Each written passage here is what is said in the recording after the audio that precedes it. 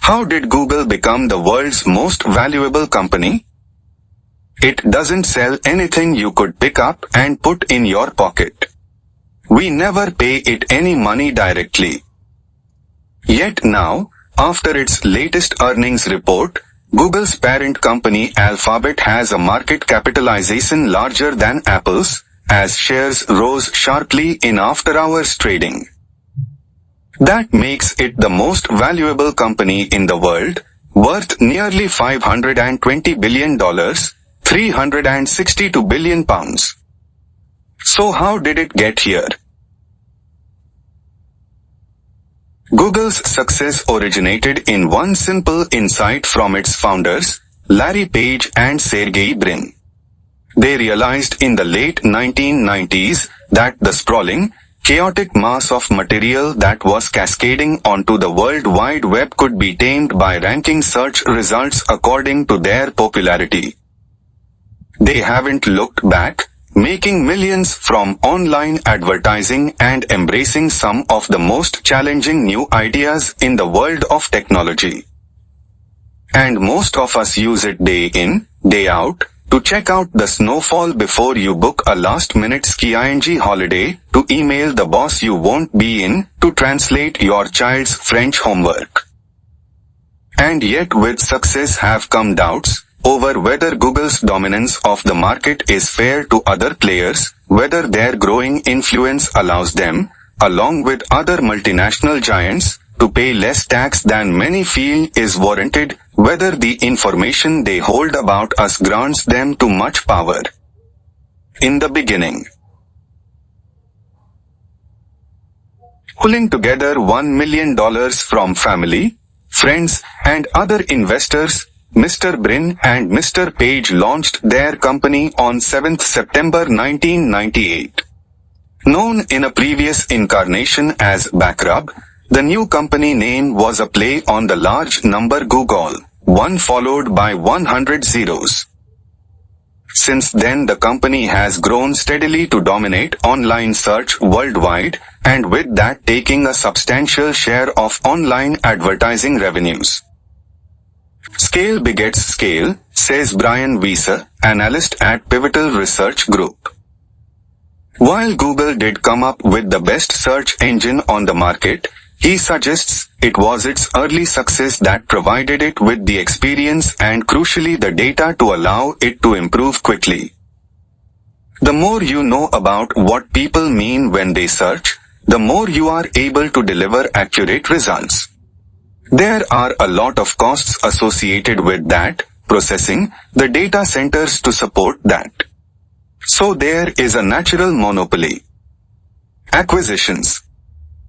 Alongside nurturing the growth of the search engine, Mr. Brin and Mr. Page were always eager to explore new ground. Google's famous 20% time, allowing employees to take 1 day a week for some blue sky thinking on original projects, has produced some innovations such as Google News and the virtual reality Google Cardboard fold-out viewers. But that wasn't enough for Google's founders. Over the last few years they have been on a spending spree, bringing dozens of companies under the Google, now Alphabet, umbrella. Google's executives are driven by wanting to have startups. They want to have a portfolio of startups, says Mark Burgeon of online technology publication Record.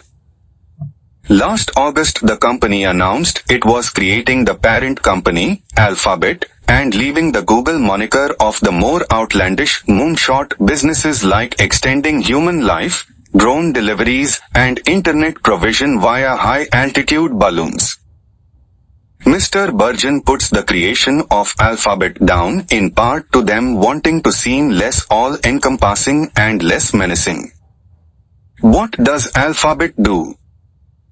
The Google arm of the company includes Search, Maps, YouTube, Chrome and the Android mobile phone platform. And the moonshots. X includes driverless cars, drone delivery, internet via balloon, contact lenses that detect glucose levels, AI and more. Calico tackles longevity or the challenge of aging and associated diseases. Nest makes smart thermostats and more for the connected home. Fiber is about providing super-fast broadband and TV on-demand service to US customers. Robotics is another moonshot area, though none will be developed with military applications, the company says. Investment. Google Ventures and Google Capital allow the company to back new outside projects. Yet not everything has worked. Google Glass was a fairly expensive investment, says Mr. Burgeon. They clearly made some mistakes. And the company has notably been unable to match its rival Facebook in the social media sphere. Do no evil. So has Google abused its dominant position? Its sheer size has given it access to politicians in capital cities around the world. Now some are arguing that the company has captured government's thinking and is being given an easier ride on tax. Google, like many large companies, doesn't disclose how much tax it pays in each jurisdiction that it operates, but in a letter to the Financial Times last week, its communications director for Europe Peter Barron did say, as a US company, we pay the bulk of our corporate tax in the US, $3.3 billion in the last reported year. Famously, Google originally had a slogan, "Don't be evil," for which it has sometimes been mocked. That was always pretty silly, says Brian Weiser. It betrayed a sense of idealism. But he does think there are people within the company who genuinely believe in the motto and that has stopped Google from abusing its dominant position. As bad as some observers think Google's behavior has been, it could have been far, far worse, he says. He says he can't see any way that consumers have been directly harmed by Google's dominance, though advertisers may be more justified in complaining. In the long run.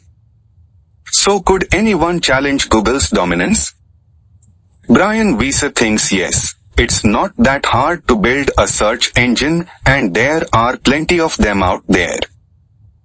He says consumers could switch relatively easily to a new search engine if a better one came along.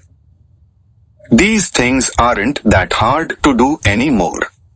If there is a chink in the armor, it can be attacked. But Mark Burgeon thinks in 10 or 20 years' time Google will still be a big player, if only because they are being so ambitious now. They have so many irons in the fire, at least one of them will pay off, he says.